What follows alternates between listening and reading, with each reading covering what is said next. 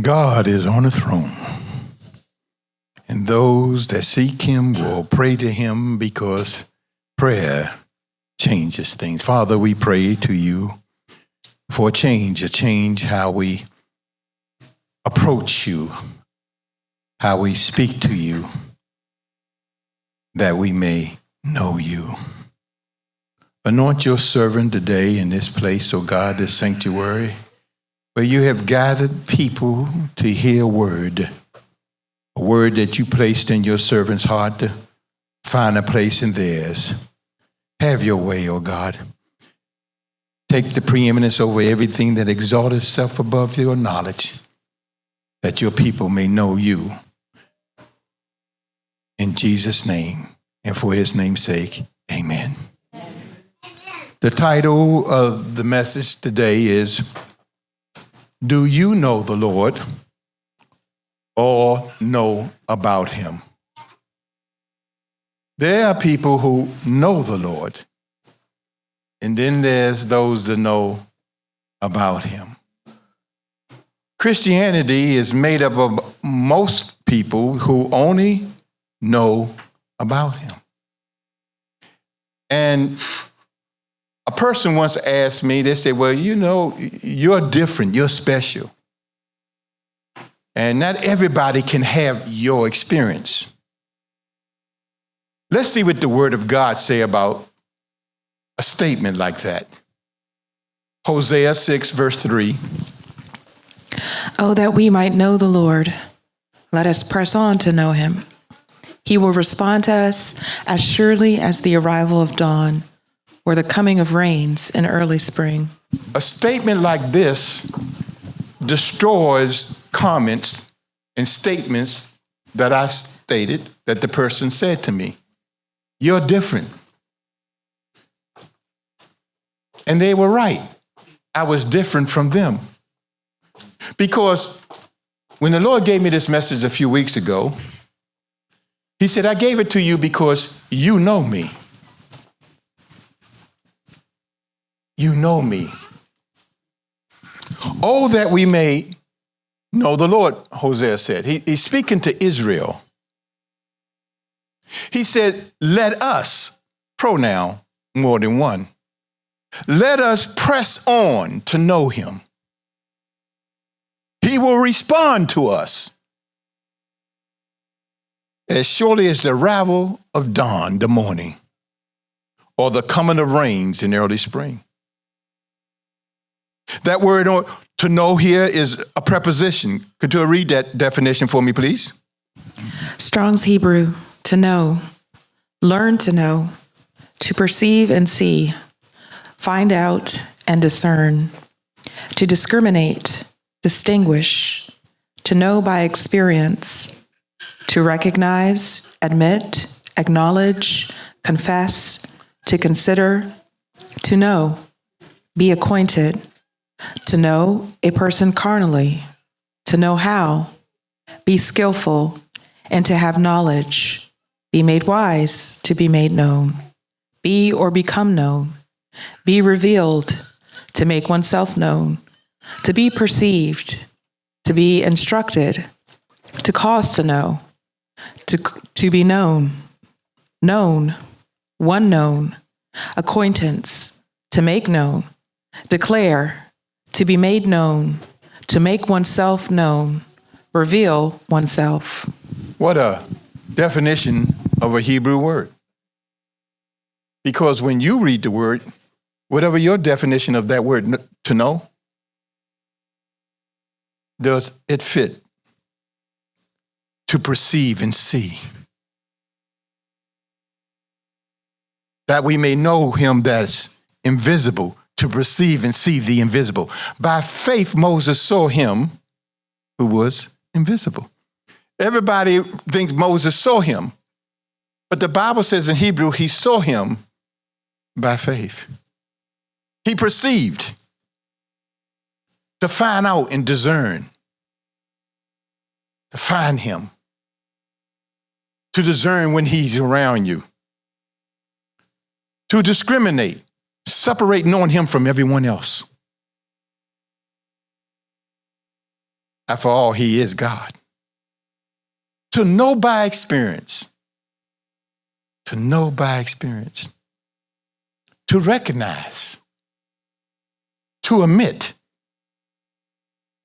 To admit, I know God. To acknowledge, I'm not ashamed that I know him. To confess, my Father is greater than I, and I'm no chump. To consider, to think about. What a privilege to know the Lord. To be acquainted. Wow. Closeness in knowing. Not just knowing, but an acquaintance. To know one carnally. To know the Lord by love. A love relationship with someone invisible. That my five senses feel that love. Feel the emotion of love. Adam knew his wife. It was not just sex. It was an acquaintance. It was to know by experience, to know. Be skillful. To have knowledge. By knowing someone, you get the knowledge of that person that you know. I know you.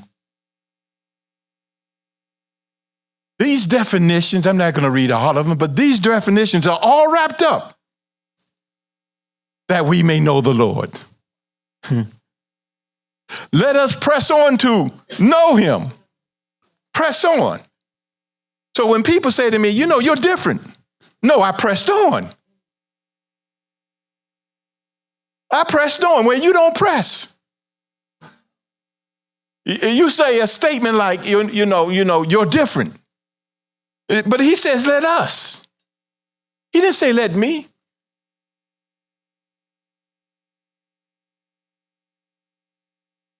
And then it says, if he sees you pressing to know him, the next verse says, in part of the verse, he will respond. See, there's a response when you make the effort. A lazy person will say, you know what? I'm waiting for the Lord to come and get me. Which one of you are God? You're the dirt. I'm the dirt. We're the dirt. He said, no, I'm going to respond when I see you coming my way.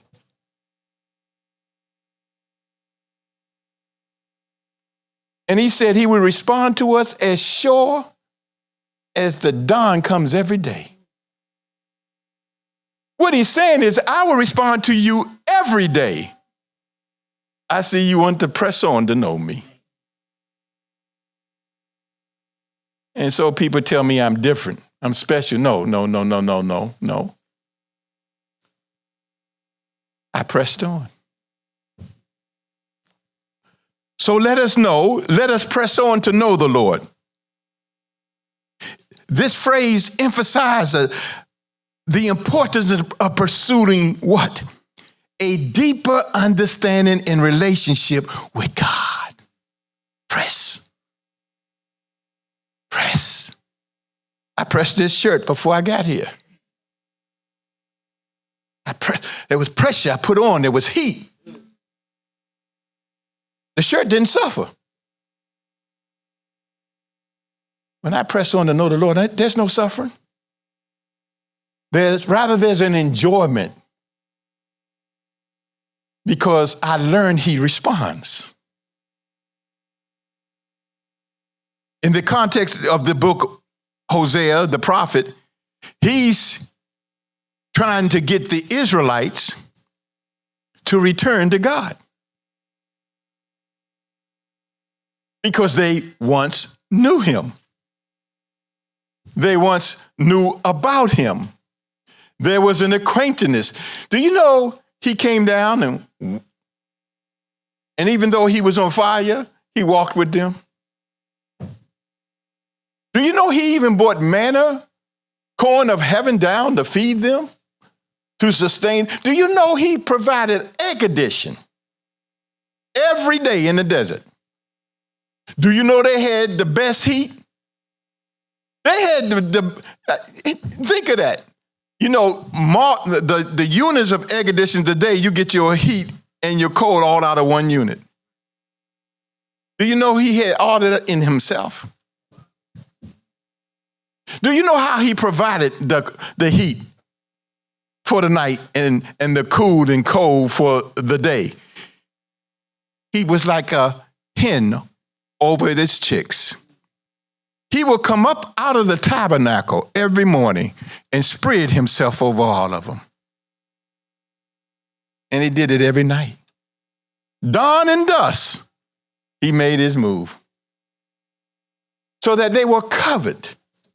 To know God is to know that you're covered by God. That you don't have to take a thought for the day. Because he has already got your day planned. Because the steps of the righteous are ordered of the Lord.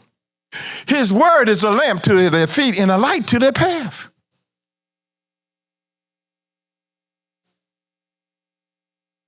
The repetition of know and press on suggests something that's active. Ongoing effort rather than a passive acknowledgement.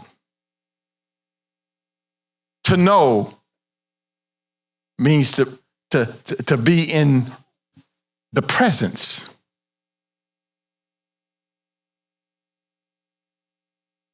Man.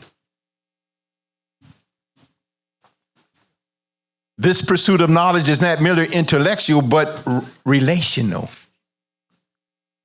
Reflecting the covenant relationship God desires with his people. See, God desires a covenant relationship of knowing rather than knowing about. Because God is omnipresent. He's present everywhere at all time. But he only reveals that presence to those that press. They can see God while they're driving to work. They can see God on the job. They can see God at home. They can see God when they're taking a shower. And why? Because he's already present. But you don't know that because you don't press for that. Wow.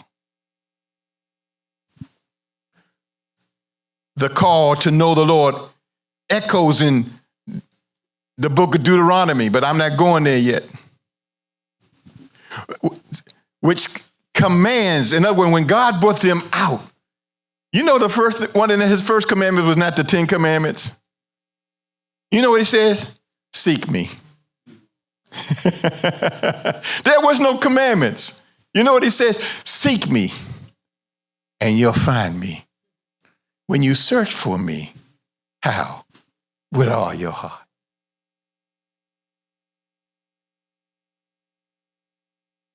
And here's this new covenant promise, and we're going to get to that in Jeremiah 31, 34. Let's read Matthew 7, verse 7 to 8, please. Ask and it will be given to you. Ask. Most Christians take this to ask for something and not someone.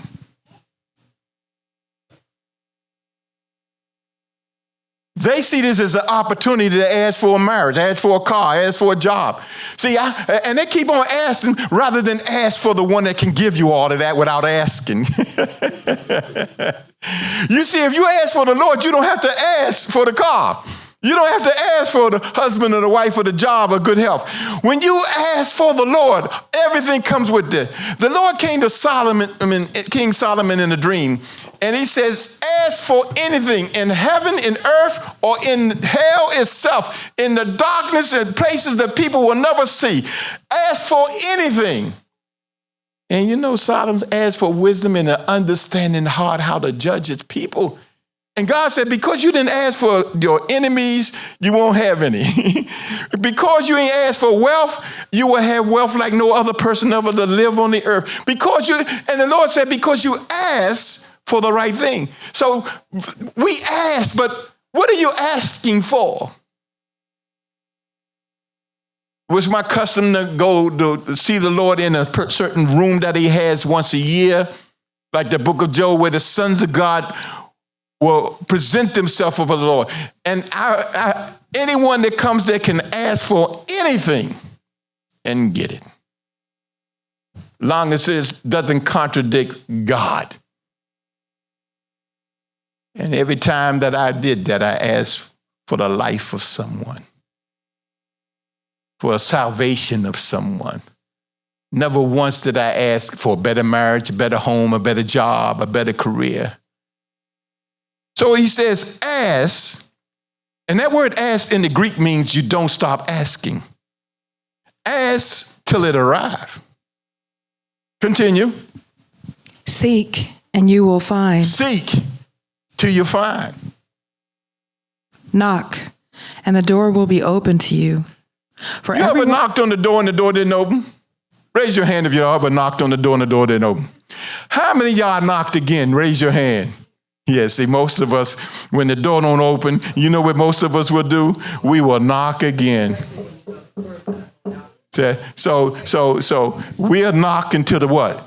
The door opens. We may give it a little time. This is what this Greek means. When you're knocking on the door of heaven, don't walk away because the door don't open. When I was 2 years old, we lived on the second floor of an apartment on a big hill. And my grandparents lived, I'm going to say 10, 15 blocks away. And it was the custom for my mother to take me to her mother's house. And I stayed from Monday to Friday, while Brenda and Sandra, they stayed in, because it was only a 2-bedroom apartment. And my mother, when she got off of work on Friday, she would pick me up and I would be there the weekend. And so she had Brenda and Sandra sometimes walk me down to my grandfather's house, or she would walk all of us because we didn't have a car. So I knew the way there too. So my mother picked me up and I wanted to see grandma and granddaddy. You know, I got grandkids, and I'll visit my grandkids, and they'll say, "Where grandma?" So guess who I wanted to see? I want to see grandma. So I opened the door, walked down. I didn't walk down. I did a step at a time, and I walked all the way to my grandparents' house. Walked up them stairs. Knocked on the door and nobody opened the door. But you guess what? I kept knocking. My grandfather, not my grandmother, was the one coming to the door. But when he looked out the window, guess what? He couldn't see the 2-year-old. And he'll walk away and come back. Guess how I got him to open the door? No, I started crying. Because the knock didn't open the door, but the crying. And when my grandfather opened that door, he screamed, "Thelma!" Well, that was my grandmother. Her name was Thelma Beatrice. And my other grandmother, her name also middle name was Beatrice. And they went off. They grabbed me up and went up to my mother's house and laid my mother and my father out. You see, I pressed on.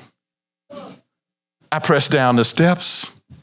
Now, to get to my grandfather's house, there's a hill that looks like a mountain.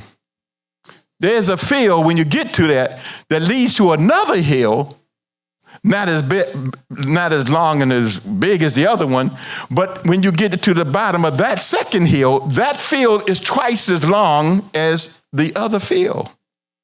Then it's the street, what's that, 49th Street, because her father, and she was raised on 49th Street. And then it's that one block. But my grandfather lived at the end of the block. But I knocked on the door. But you know, it was a 2-year-old knock. You could barely hear it. And so he'd come and leave and come and leave. Finally, I started crying. You know, when you cry, God gonna open that door. You talking about pressing. Because he says, for everyone, go ahead. Ask and it will be given to you. Seek and you will find. Knock and the door will be open to you. For everyone who asks receives. He who seeks finds. And to him who knocks, the door will be opened. One of the ways we get to know when we are asking God for something that is not the right thing is we don't get it. So I know there's many of you who ask for something and not only did you not getting it, you ain't going to get it. Because this verse ain't meant for you to ask for anything. It's meant to ask for someone. And when you please that someone, then he gives you the desires of your heart that you don't have to. But David said the word is not even on my tongue. Because David was a man that went after God's heart. He sought the Lord. Do you know how many Psalms are not in the Bible that he wrote? It tells us that Solomon wrote so many Psalms and Proverbs. And all we got is 31 chapters, and he didn't even write all those chapters.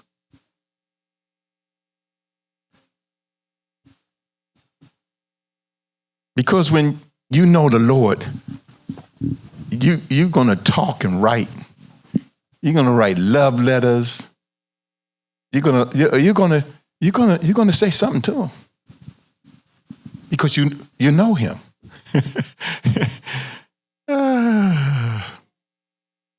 And so look in Jeremiah 29:13. So to get to know the Lord requires something. It requires us first to seek. You will seek me and find me when you search for me with all your heart. See, he says, you will seek. So when the person made the statement, you're different. No, I'm not different. I'm different from you. I'm a seeker. You're a complainer. You complain, you know, I'm not going to seek the Lord because if I seek him, I ain't going to find him in it because you have to be special like you. Now, I can't find that in the Bible. I can find that in conversation. But I can't find that in the word. You will seek me and, conjunction, it joins the statement, and find me. When? Search for me. You search for me with all your heart. When you search for me with all your heart. Not after you done finished playing solitary, not when you finish watching your movie, not when you done finish whatever with whoever. The Lord said, no. You will find me. So Jesus says, seek. See, he's talking about the individual. Seek and you shall find. Knock. And the door, because Jesus said, I am the door.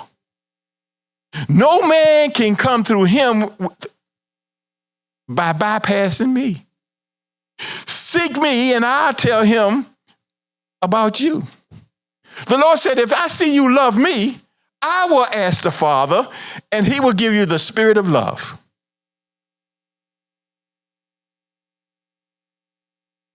Isaiah 55 verse 6. Seek the Lord while he may be found. Call on him while he is near. Seek the Lord when? While he can be found. Because there's coming a time where men will seek God and not find him. I think of the dispensation of grace that we live, you and I live in, and what a time to be born. When you can find the Lord without going to church. You can find the Lord without religion. You can find the Lord without a pastor. So it says, seek the Lord while he may be found. Then it said, don't just seek him. What else? Call on him. While he is near. In other words, God got a cell phone. God got a cell phone. I average 7.5 hours, almost 7.5 to 8.5 hours a day on my phone. Not all of it's talking, some of it playing solitaire. So let me clear that out and don't try to be spiritual with you people.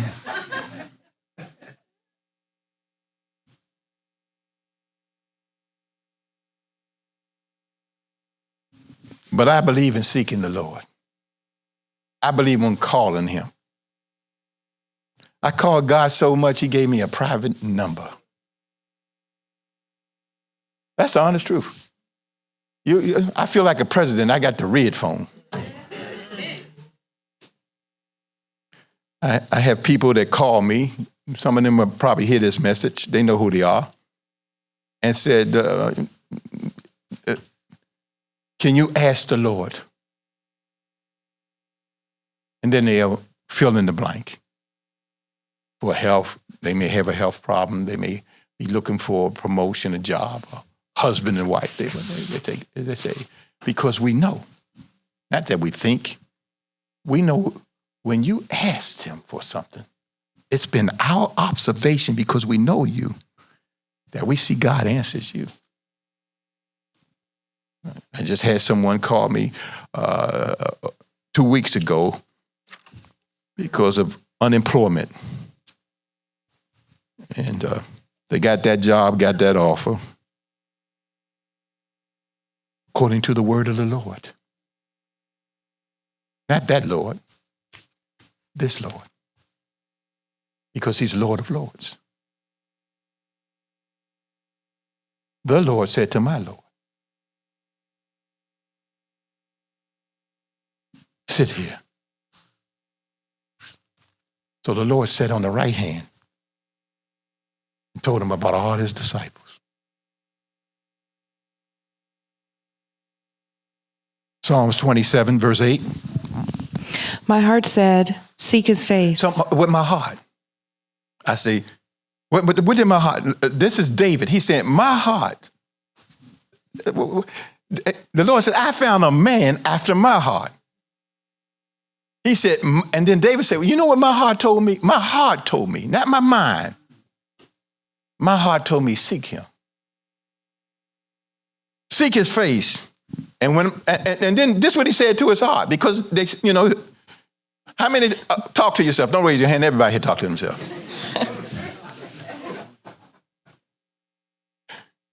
I surprised one of the members of the church one day. I went to their job and they didn't know I was in their presence because I was behind them. I watched them. I ain't saying nothing. I just watched them for a while. And they were talking to everything around them. And I just sit there and I watched them talk to everything around them. Finally, I said, do they talk back?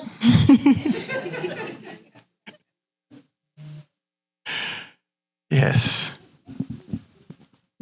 He says, my heart says, seek his face. And then what did he say? Your face, O Lord, I will seek. Notice he answers his heart. Not some of us answer our heart. I shared with someone that because I answered my heart and not my head, we had a relationship that was intimate. Because my head tells me, look at that, check that out. But my heart says, this one. And now I know them. Not know about them. I know them. Why? Because my heart said, seek it. One thing to listen to your heart. Another thing to obey it. Very hard to go wrong when it's your heart. But when it's your mind and your thoughts, normally it leads you in a different direction. Psalms 105, verse 4. Seek out the Lord and his strength. Seek his face always. Imagine you seeking his face always, that's invisible. You're seeking his face, but he's invisible. But guess what you're seeking? You're seeking his face. I remember I was working at one of my places, and the Lord just, bam, showed me his face. That was it for me. You see God's face, you're going to cry. What did you see when you saw his face? So how much he loved me. Man, that's humbling.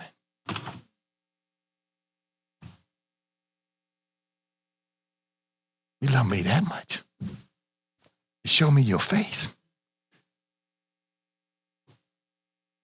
There's people that write songs, show me your glory. You know what Moses said to the Lord? Can I see your face? You know what the Lord told Moses? No.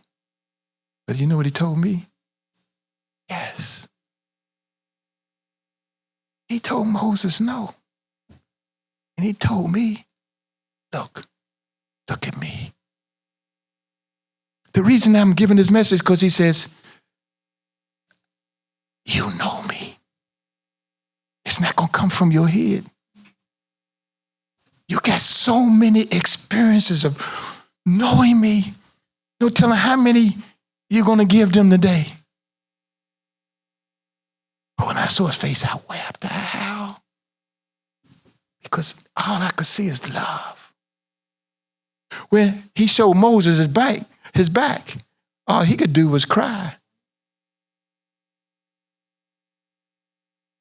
He saw his sin. I saw his goodness. I didn't see my sin.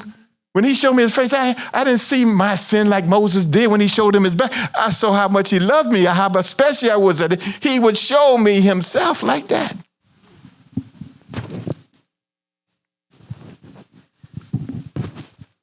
Psalm 63, verse 1. A psalm of David when he was in the wilderness of Judah. Hold on, where was he at? In the wilderness. He's being chased by Saul, if you don't know when he wrote this. He was running for his life. He had to go out the window of his home. His wife had to put a mannequin in the bed. They came in and took their swords and jacked that mannequin up. And they would have killed her, but she was the daughter of the man trying to kill her. Wow. Be married and your in-laws out to get you. I'll leave that alone. Let's continue with David. Oh God, you are my God. Oh God. So he's being pursued, but you know what he says? He says, oh God, you are my God. What else? Earnestly I seek you. My soul thirsts for you. He didn't say save me. You know what he says? I'm going to have a lot of time with you now. I can't be with my wife. I left her. She put me out the window. That's not going to be a distraction. There's so much. And so he said, you know what? I get this. This is a part of seeking you. I just put, I had delivered to me in the last couple of weeks, a whole half an acre of sod, where it requires me to water it 3 times a day for 2 to 3 months. And they ain't delivered all at one time and all the same day. It took them 2 months to keep bringing me the sod. So I took over 3.5 months watering every day. I would get up early, no matter what the temperature was, and manually go around to make sure all the grass got water, and then do it automatically with the sprinklers. And I said to the Lord, you kind of sly. You did this to get me out here to talk to you, didn't you? And it worked. So I wasn't really going out to water the grass after about a week. I was going out to talk to the Lord. And so that's what I did. And I said, I'm going to miss this when it stops, you know. I'm going to miss these moments of intimacy where it's me, you, and the water. Because out of my belly,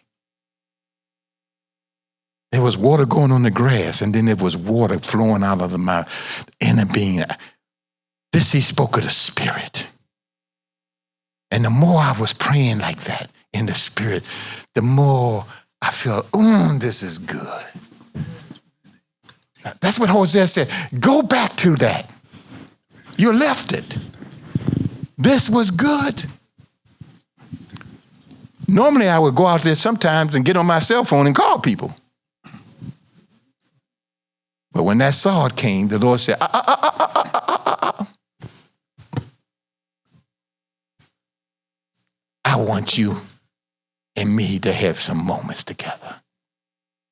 I miss you. I'm like, wow. See, it's not just me knowing him. It's after I got to know him and we got so close that he comes after me. You ever read the Song of Solomon? Do you know her beloved keeps coming to get her? Get out of the bed. I mean, she hanging out with the girls. You know? Oh. I seek you. My soul thirsts for you. My body yearns for you in a dry and weary land without water. With all this distress and all of this calamity in my life, I would take advantage of this moment to seek your face. I hear you say, seek my face. So sometimes we have trouble and trials not seeing him. That trial is to bring you to him. It's not designed to chase you further away from God. It's to take you away from someone you love or something you love or you love to do. God says, you're spending too much time. And I'm jealous of you because I'm a jealous God. I want some attention. Not from just anyone. Let me bring hell in your life. I bet you pray to me. I bet you seek me now. Let me mess with your health. I bet you I hear your voice. Hear my cry, oh God, as I pray to you. Some of us understand that point. I do because I know him. Deuteronomy 4:29. That's what the Lord said to Moses. Remember, I told you he said something to Moses. What did he say to the Lord? But if from there you will seek the Lord your God, you will find him, if you seek him with all your heart and with all your soul. See, he told that to them. You know what? It took a while before they got them 10 commandments. You do know that. Did God know that they were idol worship, bad, nasty, and ugly? He knew all of that with no law. The only thing he ain't required of them there was no commandments. It was just, why don't y'all seek me? Well, I'm not seeking the Lord because I'm evil, I'm bad, I'm nasty. Yeah, he know that. Guess who did all of that when they were bad? Me, yes. Mischievous, bad, spoiled. I had a lot of issues. I had a lot of adjectives in front of my name. And some verbs and adverbs too. And then there were people who called me nouns and pronouns. But it never stopped me from going to church on Sunday. It never stopped me during the week to talk to him. And no matter how bad I was, on Friday or Saturday, you could find me at the church for confession. The worst sin I didn't stop me from going to the Father and say, Father, forgive me, for I have sinned. See, I knew something about sin and I knew something about God. I knew that he forgave sinners. So I went every week. Because guess what I did every week? Thank God he put me in a church where you could go every week and confess your sin. You know what some of y'all problem is? It's not that you need confession, it's you need to seek. Because when you seek him and know him, you will not be afraid to confess. Ain't that amazing? I was never afraid to confess. I was embarrassed that I had to get on my knees and I hear the thing slide open. And I say, Father, forgive me, for I have sinned. And I knew the Father, because I came every week, I knew he knew me. He knew that I confessed every week. And then I was embarrassed to have to keep repeating that which I confessed, because I had not met the Son who was going to take away all of the stuff that I did and change my nature so I didn't have to confess sin every week. Because I knew the Lord. I knew I had a Father that I could go to. So he said, you will find him if you seek him with all your heart, and with all, not just all your heart, but with your soul too. Especially y'all that think y'all soul brothers and soul sisters. Psalm 42, verse 1 and 2. A maskil of the sons of Korah. As the deer pants for the streams of water, so my soul longs after you, O God. See, he didn't say it's hard this time. What did he say? But notice he said hard one place. Notice how David sought the Lord, not just with his heart. And this, he says, this is for the choir master. I need you to sing this to the church. Why did he write songs, seek and search and look for this way and look this way? Because, and he gave this to the choir master. He said, tell your audience and put it to music so that it feel good when you hear the song, when you hear the timbre and you hear the violin or you hear the horn or the trumpet. Seek me. Seek me with your soul.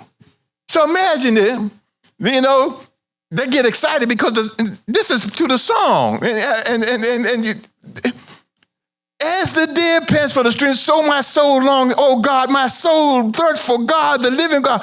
When shall I come and pay to you? And so they would, the guy be, they be playing and they be dancing. Oh, my soul seek you, the presence. Oh, like the deer. I mean,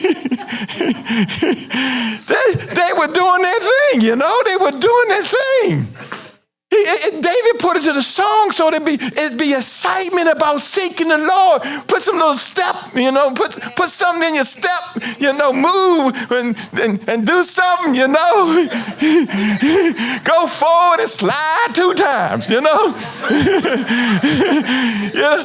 seek the Lord. It was exciting. It wasn't boring. He put it in a psalm. What is a psalm? A prayer that is sung. A psalm is not a song. It's a singing prayer. Something you feel. David said, I'm putting this one and giving this to the choir master. Why? Oh, my soul, oh my God. He put words to an experience. He put words to an experience. You got to put words to your experience so that God can be found.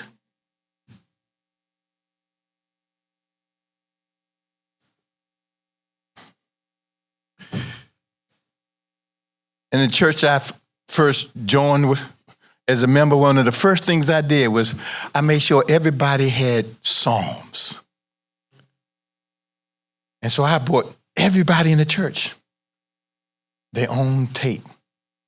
I paid for it. Didn't get it free.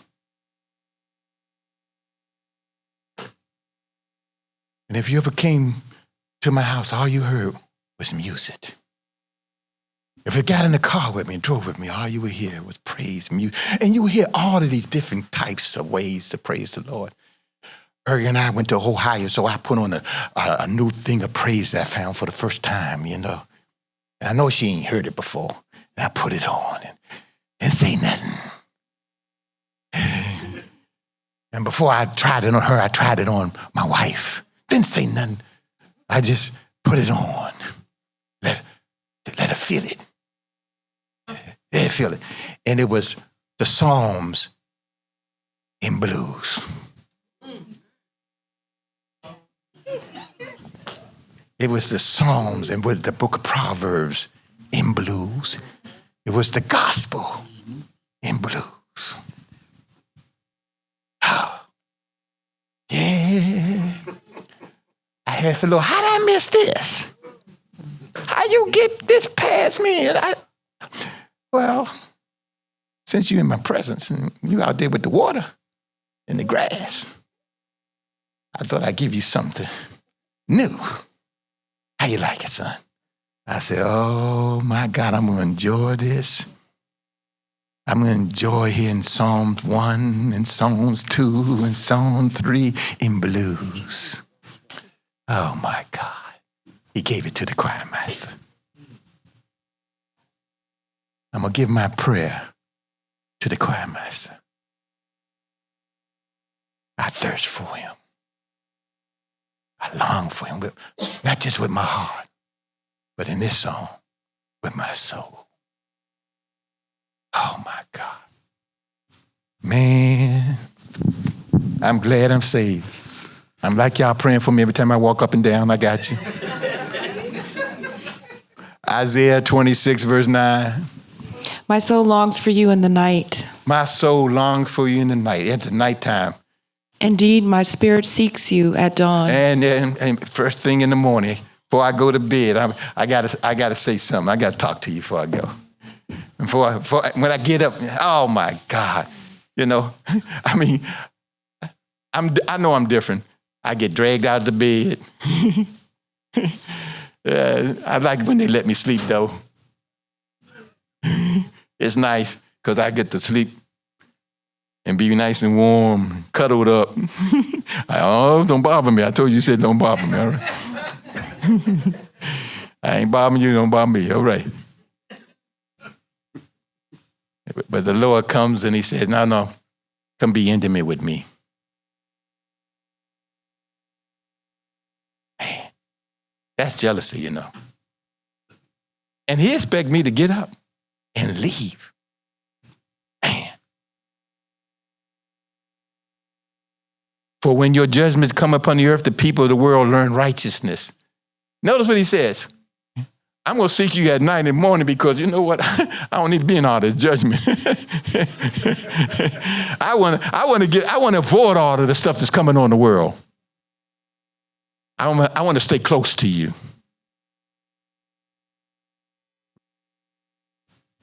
The other thing is we draw near him, which is different from seeking him. James 4, verse 8. Draw near to God, and he will draw near to you. See, you're drawing near. So you're not just seeking him. You want to get close to him. He ain't coming to you. And I remind people when God would play hide and seek with me, he would come in my bedroom. And he says, let's play hide and seek. You go hide first. I'm going to count to 10, he said. And he would turn around and count to 10. And I would go hide in closets behind sofas. And then he'd come and say, I see you. Then you'll go. And then I'll turn my back and count to 10, turn around and search the whole house and can't find him. Then he comes down. And I say, you cheat. I'm a little boy. And after doing that about 10 times playing that game, I realized I can't find him down here. And I say, you keep going up. He said, if you ever want to find me, you have to come up here. And you will have to learn how to get here. Guess what he was training me as a little boy? How to go up. And when my wife and I got saved, they had prayer every Saturday. And one day I was on the floor praying because we got on the floor and I was out praying. And all of a sudden, I went up and I saw everybody. I didn't see bodies, I saw lights, and some lights were brighter than others. And I went through the roof and I looked and I'm like, wow. I went up. The next Saturday rather, I couldn't get there fast enough. I prayed and I went up. And finally I realized, you know how to get up? Prayer. So I had to focus. And once I got up there, the peace. Oh my God. The peace. It was peace there. It was peace there. So I realized if you want peace, go up. And so I got so good at going up. First, it took an hour of prayer just to get stuff out of my spirit. Didn't matter who I was praying next to, but I know I had peace every time I got up. And it went from taking an hour to 45 minutes to a half an hour to 15 minutes to 5 to just getting on the floor and say, bye. Man, what it's like when God can't hide. Yeah, you see, every time I go up, guess who I could find? I could find God.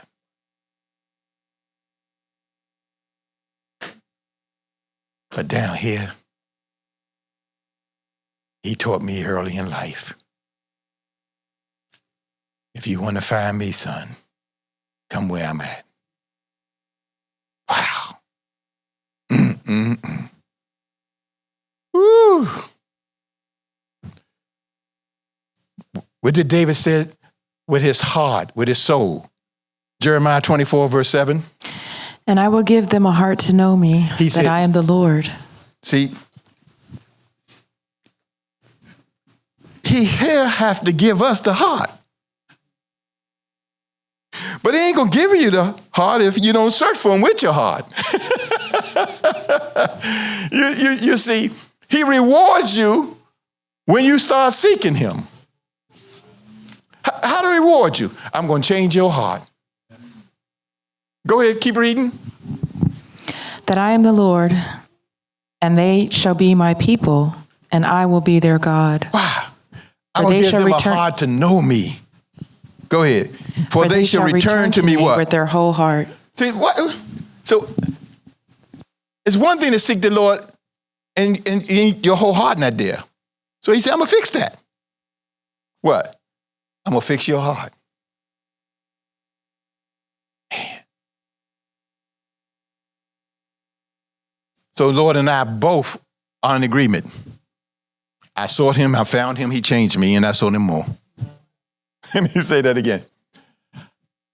I sought him, I found him, and then he changed my heart to seek him more. Ezekiel 36, verse 26 through 28. I will give you a new heart and put a new spirit within you.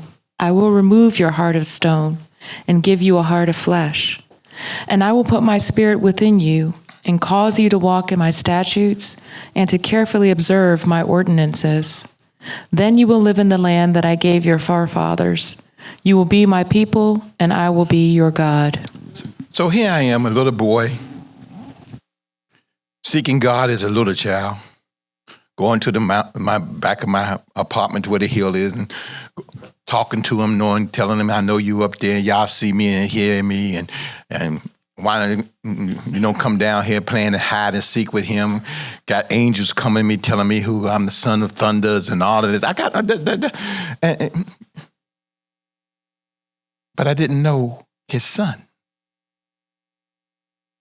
I knew about Mary, the mother of Jesus. I was Catholic. I knew there was a God that I talked to and prayed to. I saw him so much. Do you know who he introduced me to? No man comes to the Father but by the Son. And no man can come to the Son unless the Father. All I had to do was seek him. And you know what he says? I'm going to save that boy so he can come through the door. Yeah, I missed that. See, Jesus said, I am. He said, I'm going to save that boy. I'm going to lead him to the Lord. He did that based off of my love for my wife. When I saw the love of God on her, because she got saved by the love of God, I already knew God loved me. I didn't need that type of salvation. I already spoiled. I already got angels, hide and seek. But I'm saying I ain't going to hell by myself. And she ain't going to outknow the person that I know. She ain't gonna one up me with the Lord.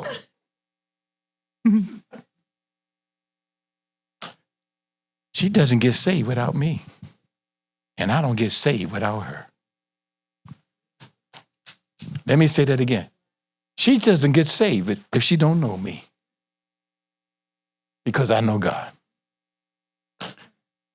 And I don't know the Son unless she gets saved. So we saved each other.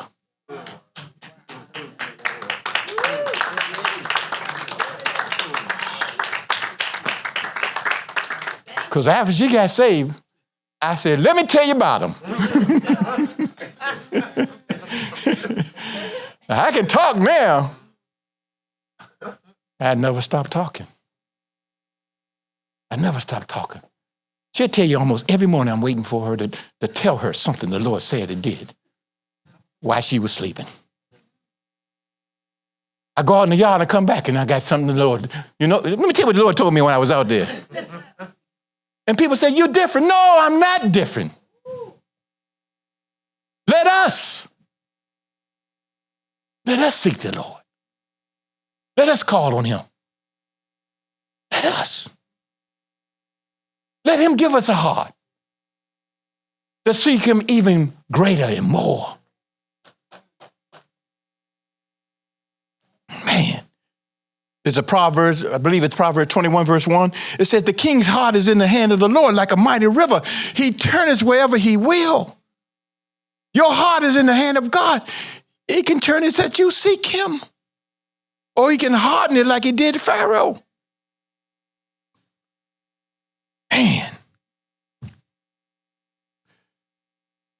Deuteronomy 30, verse 6. The Lord your God will circumcise your hearts. He said he will circumcise your heart. Now, what is circumcision? Circumcision is removing the hard flesh to find the softness of the meat. The Lord said, I'm going to circumcise your heart. All that callous that's in you with me, against me, I'm cutting it away. And you will be so tender that anytime somebody touch you, you're going to cry. The Lord said, I'm going to come to the place that my name will make you cry. Oh my God, you're so hard. So he said, the Lord will circumcise your heart. Go ahead, keep reading. And the hearts of your descendants. And not just you, we're going to get Erica, going to get Ern James, going to get Couture, going to get Deborah, going to get Michael, going to get David, going to get Jaden, Aiden, Aya, Asher, going to get Cassie and Jedi. The Lord said, not only your heart.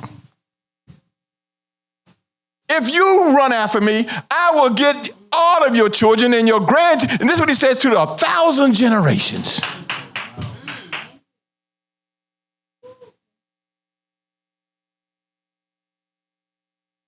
I love the Lord so much, I already volunteer my kids and grandkids for tribulation. And you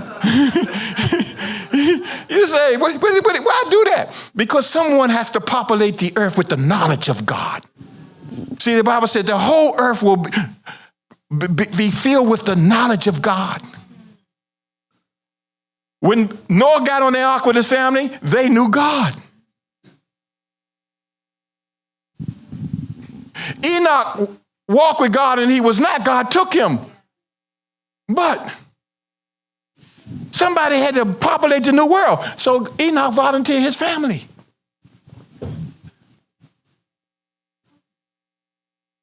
Because the new earth has to have somebody who knows God from the other side. And I know God.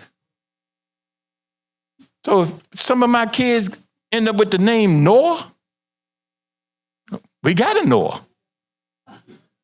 We got it in Ezekiel. We got it Elijah. We got a Ezra. We got a Jeremiah. You know how many? We got a Stephen. We got a Joshua. We got Caleb's. Y'all don't know who y'all are yet. I mean, sooner or later, y'all gonna say, wait a minute. Maybe you just need to slap yourself. Why? Because you're in redemption. You with the one to know God, so guess what he gave me? He gave me a Caleb. He gave me a Joshua. He gave me a Stephen, a Jeremiah, Isaiah. He gave me a Deborah. Gave me a Keturah. Don't you understand? In this church, I don't know what I'm going to get next. I got a Samuel, and I understand that God says, I'm going to give you a Ezra and Nehemiah all in one.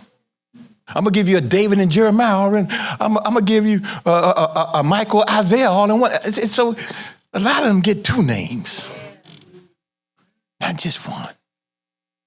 Oh, I got a lot of prophets and priests, and I got Sarahs. I got a lot of, and it ain't a coincidence. Ain't a coincidence. See, that's those people close to the God. They the one that say it night and day. That face I will seek. So they get to see his face night and day. Jeremiah 31, 33 to 34. But this is the covenant I will make with the house of Israel. So he makes a covenant. After those days, declares the Lord. I will put my law in their minds and inscribe it on their hearts, and I will be their God, and they will be my people. No longer will each man teach his neighbor or his brother, saying, know the Lord, because they will all know me, from the least of them to the greatest, declares the Lord. For I will forgive their iniquities and will remember their sins no more. I told you sin ain't got nothing to do with this. That's why I tell people, sex is overrated, sin is overrated. All that stuff is overrated. What's the key, prophet? Knowing the Lord. Not knowing about him. Knowing him. All I'm telling you is I know the Lord. And they told me, I like you. I like you. Why? Because you know me. You know that I don't look at sin. I look at the sinners. And I want to know how many can see me who's invisible. When you look at sin, you can't look at God.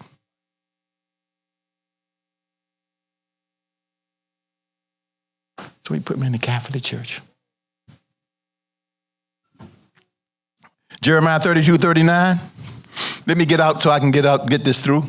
And I will give them one heart and one way, that they may fear me forever for the good of them and of their children after them. Man, thank God my 6 children know the Lord.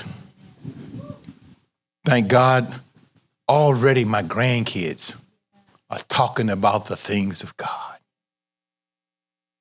Already, I watched some of them get visit after they were born. Already talking, visitations from angels and hearing his voice. I'm not talking about which one because the kids get jealous of, so I know who's who, all of them. The other thing is we're chosen of him. Hosea 2, verse 20. I will even betroth thee unto me in faithfulness. I will betroth you. Oh boy, get back. And what? And thou shalt know the Lord. The Lord said, I'm gonna get intimate with you. I like you. I will betroth you. That part of that word to know was to know carnally. How many you remember that part? Raise your hand if you remember that part of it. Because when you get spiritual, you try to erase something and then you miss out on something. One of the reasons God gave us a body is that we may know him. One of the reasons he gave you those emotions, so you would like to know what he feels. Feel when? When there's a touch. When there's a kiss. I knew it goes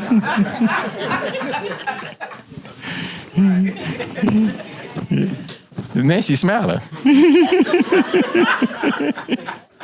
Wow, what power. What power of a... Now, I touched her, she ain't smile. But as soon as I put my lip next to her, oh, there you go. Oh, gonna be edited, gonna be edited. Gonna be edited. God gave me my emotions. God put me in flesh. And then he said, come love me.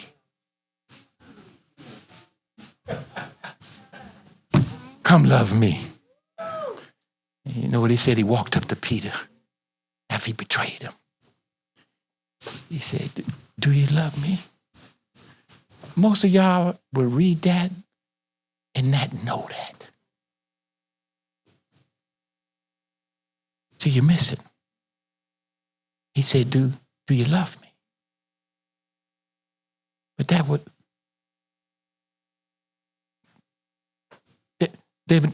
Peter couldn't answer it because there was no need to answer it. You know why? Because I love you. And I'm standing after you betrayed me. Why? Whether you love me or not, I'm standing here. I don't know, did you feel that? Yeah, did you feel that? Yeah. So when he said, I love you, it wasn't about Peter. It was about the one that was standing and says, betrayal will never separate you from me. Because you stood with me in my tribulation.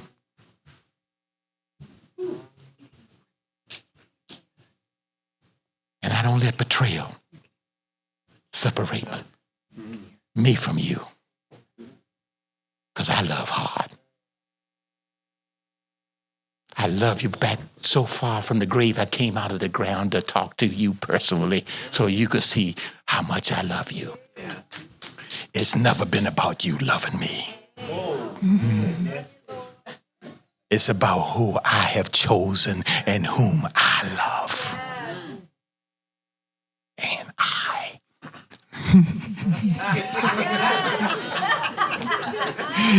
Okay. I'm going back up here.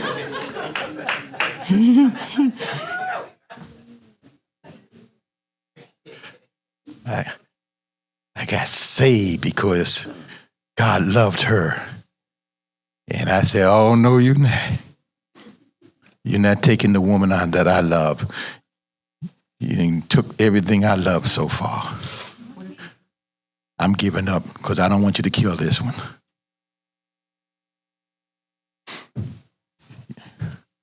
Romans 9:25, verse 26. As he says in Hosea, I will call them my people who are not my people, and I will call her my beloved who is not my beloved.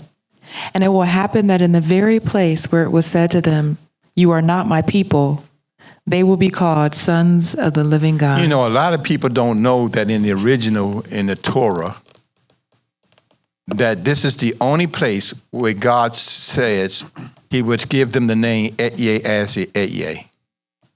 So when Moses says, who are you at the burning bush, and he says, I am that I am, he says, here, this is the only group of people I will be the I am to. I will be what I want to be. No, you can't teach everyone to know the Lord because I will be a personal God to each individual. And I will define to them what sin is and not the law. Because I want them to know me. Man. So you can't put a law on that group. I will be what I want to be to whomever I'll be, however I want to be. Step back off of this group. Why? They are a chosen generation. They are royal priesthood. They call. But David will write about this group and says, "Blessed is the man that God would not impute iniquity and whose sins are forgiven." Who is this group? He would say. He said, "What kind of salvation is God? Got a group of people out there like that going to know you that way. Going to know you that way. Going to know you that way." Gonna know you that way. Gonna know you that way. Oh, I did this and I can't be forgiven. You don't know God. You put more emphasis on what you did than on him, what he can do. You think God is a man or a woman that he has no power because you're bad? You're evil? You ugly? Well, let me tell you about that guy. 1 Peter 2:9-10, I quoted it, but you can read it. For you are what? A chosen people. You are a chosen people. Look at y'all. Y'all are chosen people. What else? A royal priesthood. Y'all a royal priesthood. A holy nation. A holy nation. A people for God's own God's possession. own possession. Redemption. Woo.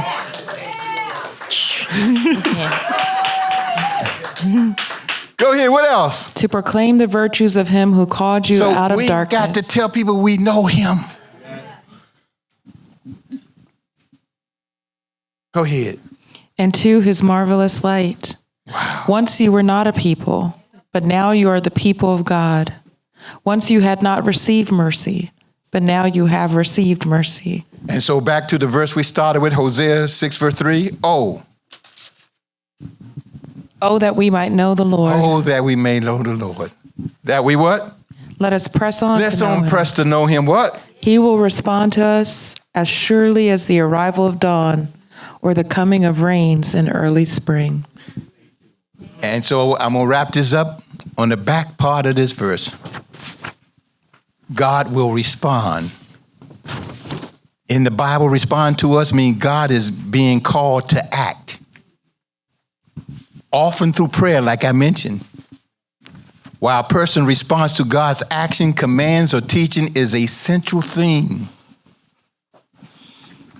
A biblical response is an acted an intentional one, characterized by obedience, worship, repentance, love, and it's not a passive reaction.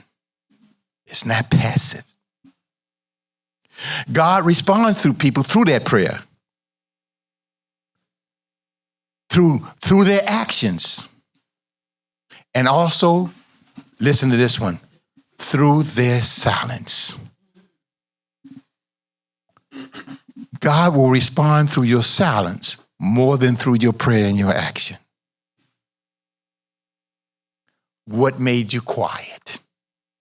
And when God sees it's him that made you shut up, to be still, he said, whoa, that's impressive. Then it says, like the dawn. Like the dawn. What do the dawn means? A new beginning. The coming of hope. And the progressive nature of righteousness and spiritual growth. You're going to grow now. Why? You knowing God. A new life in Jesus.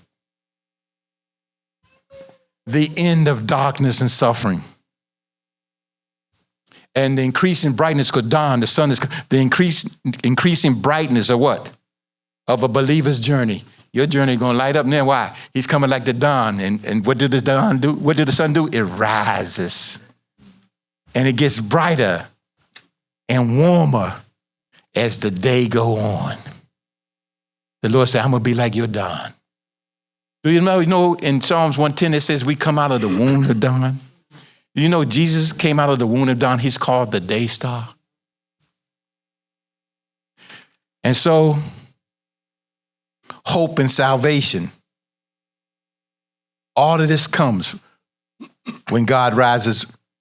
It's progressive righteousness. The path of righteousness is compared to the light of dawn that shines brighter and brighter until 4 days, signifying a steady and increasing growth in holiness and understanding. Early rain. What was early rain? It makes growth. It grows. The latter rain, it matures. And so the Lord says, and James wrote in his book, the husband had tremendous patience for both the early and the latter rain. Let's all stand that I may close.